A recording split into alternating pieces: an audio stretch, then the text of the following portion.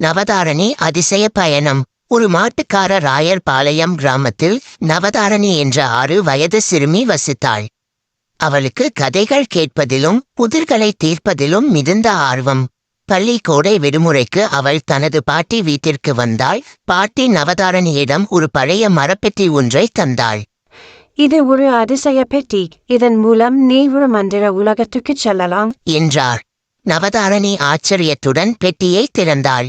அந்த கணம் ஒரு பிரகாசமான ஒளி கண்களை திறக்க முடியாத அளவிற்கு ஒளிர்ந்தது. அவள் கண்களை திறந்தபோது அவள் பச்சை மலர்களும் வண்ணத்து பூச்சிகளும் நிறைந்த ஒரு அழகான காட்டில் இருந்தாள். அங்கே கௌசி என்ற பேசும் மயில் அவளை பார்த்து, வரவேற்கிறேன் நவதாரணி. இந்த உலகத்தை காப்பாற்றவே நீ வந்திருக்கிறாய். மந்திர உலகம் அழிவின் விளிம்பில் இருக்கிறது. 3 மந்திர கல்லையும் ஒரு கேடயத்தில் பொருத்தினால் மட்டுமே மீண்டும் பசுமை மலரும். நவதாரணி பயணம் தொடங்கினாள். நவதாரணி ஒரு பெரிய நீர்நிலைக்கு வந்தாள். அங்கே நீர்ப்பரியை சந்தித்தாள். வா குழந்தாய், நீ என் புதிர்க்கு சரியான விடை கூறினால் நீ முதல் மாயக்கல்லை பெறுவாய். எந்த வழியில் நீ சென்றாலும் எப்போதும் உன்னுடன் இருக்கும். ஆனால் தனியாக பிறக்க முடியாது. அது என்ன என்று கூறியது. நவதாரணி சிந்தித்தாள். என்று தைரியமாகச் சொன்னாள். நீர்ப்பரியின் முகம் மலர்ந்தது. அவள் நவதாரணியை பாராட்டி முதல் மாயக்கல்லை வழங்கினாள். அடுத்து நவதாரணி காற்றின் அரண்மனைக்குச் சென்றாள்.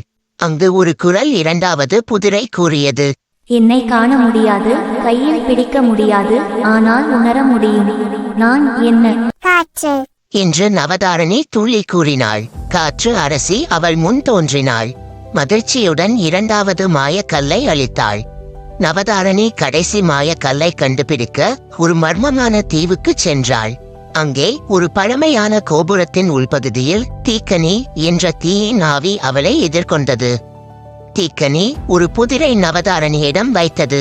எனக்கு கால்கள் இல்லை, ஆனால் நடனமாடுகிறேன். நுரையீரல் இல்லை, ஆனால் சுவாசிக்கிறேன். நீர் இல்லை, ஆனால் இறக்கிறேன். நான் யார்? நவதாரணி சிந்தித்தாள். நெருப்பு என்று அவள் தைரியமாக பதிலளித்தாள். தீக்கனி மகிழ்ச்சியுடன் சிரித்தது. சரியான பதில் நவதாரணி. நீ தைரியமான புத்திசாலியான சிறுமி என்று கடைசி மாயக்கல்லை வழங்கியது. 3 மாய கற்களையும் கேடயத்துடன் ஒன்று சேர்த்தவுடன் பிரகாசமான ஒளி மாய உலகத்தை ஒளிரச் செய்தது.